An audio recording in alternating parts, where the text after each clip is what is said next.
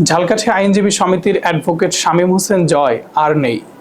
ইন্না লিল্লাহি ওয়া ইন্না ইলাইহি রাজিউন। ঝালকাঠি আইনজীবী সমিতির সদস্য ও নলছিটি উপজেলার ৯ নং দপদপিয়া ইউনিয়নের দক্ষিণ দুধারিয়া গ্রামের মৃত মুজাম্মেল হক মোল্লার ছোট ছেলে অ্যাডভোকেট শামীম হোসেন জয়। তিনি ঝালকাঠি পুলিশ সুপারের অফিসের বাসার সামনে তালুকদার বাড়ির ভাড়া বাসায় ২০ সেপ্টেম্বর রাত আনুমানিক ১০টার দিকে গলায় ফাঁসি দিয়ে আত্মহত্যা করেছেন বলে জানা গেছে।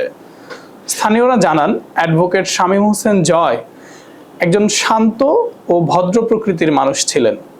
হত্যার রহস্য উদ্ঘাটনের দাবি জানান নলছিটি উপজেলা সহ স্থানীয় সাধারণ মানুষ।